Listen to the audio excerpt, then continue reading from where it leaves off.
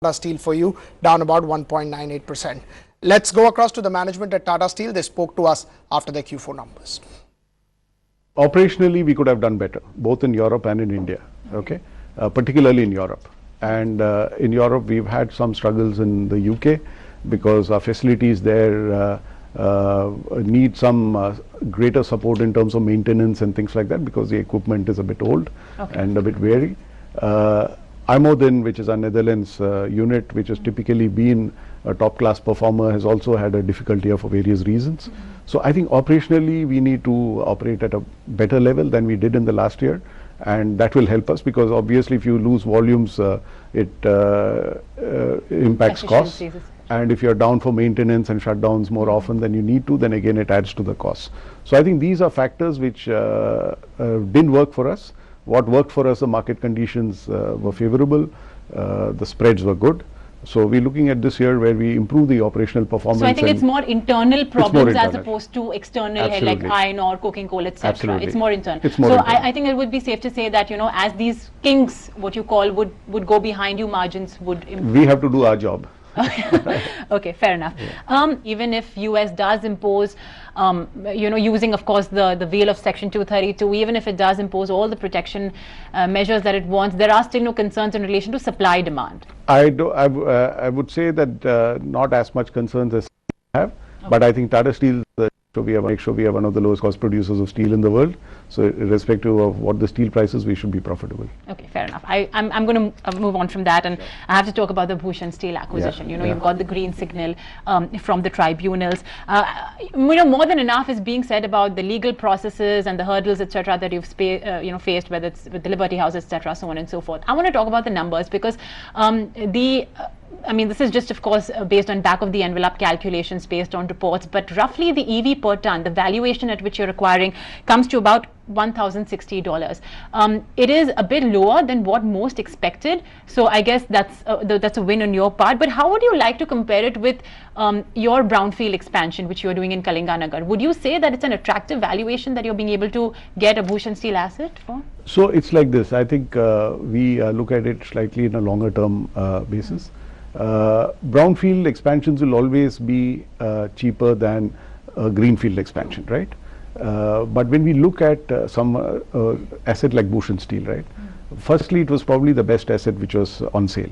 You know, it's a good facility, well-built facility, very similar to the facilities we have, because the blast furnace is identical to the blast furnace we have in Jamshedpur. So we're very familiar with the facilities, and it's a ready-to-go facility. Unlike most of the other facilities which are on the block, where you needed to spend significant capital to operate at rated capacity, here you don't need to spend much capital to operate at rated capacity.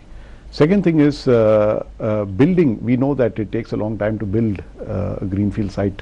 So having ready access to a site which is 5 million tons is great, because it's taken us... And produces long products. No, Bhushan Steel doesn't produce long products, a small amount, but Bhushan Power produces long products. So Bhushan Steel, for us to have ready access to a 5 million ton site, it's taken us almost 10 years in Kalinganagar, and we are not even at 5 million tons, right?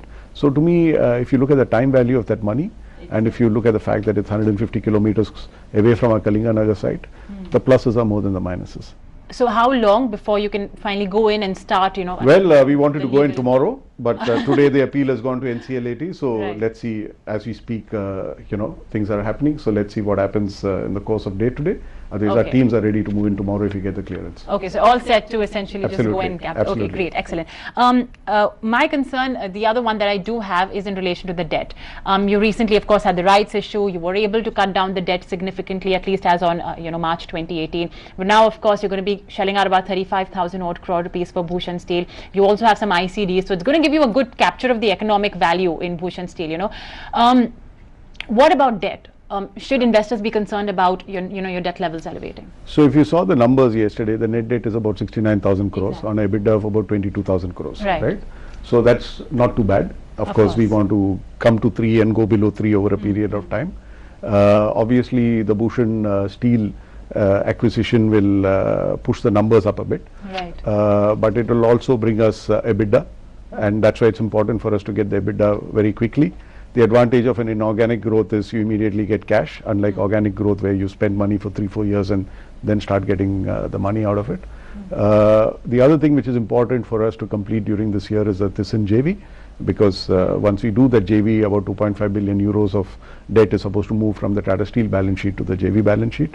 So that will also in some sense help us. So we're very conscious of debt levels. We know what it means to operate at high debt levels. We've done it for most of the last 10 years. But I think fundamentally, if you look at it structurally, what's happening in Tata Steel is most of the debt over the last 10 years had gone into the European operation, whereas now most of the debt is going into the Indian operations, which is generally a far healthier operation, not so much just as Tata Steel as a country, because it's a growth market. And India is a great place to produce steel because there are some structural advantages of having raw materials in India and a growing market. So I think the money is being put in the right place, in the right geography, and to support the right ambitions for growth in India. So we are far more comfortable with the leverage that we have today than we had maybe 5 years back or 10 years back. The fruit of the restructuring has clearly paid off when it comes to the pension scheme, because from having a deficit, now you have a surplus, which was of course even accounted for in your books. What I want to understand that going forward from here on, how will the pension expense, which is essentially debited to your PNL, or the contribution that you are making to the scheme, how will it change in the new BSPS versus the old BSPS? So the new BSPS is a different structure. So firstly, about 30% of the pensioners have shifted to the PPF, which is the British fund, and 70% decided to stay on with the BSPS2, as we call it.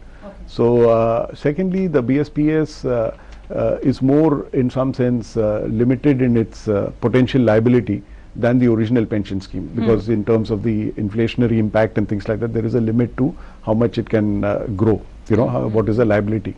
So that limits the exposure that we have. We start with 120% kind of situation, so which means we have a surplus. So it's a good position to be in, and I think it's a more limited liability kind of structure than it was in the past.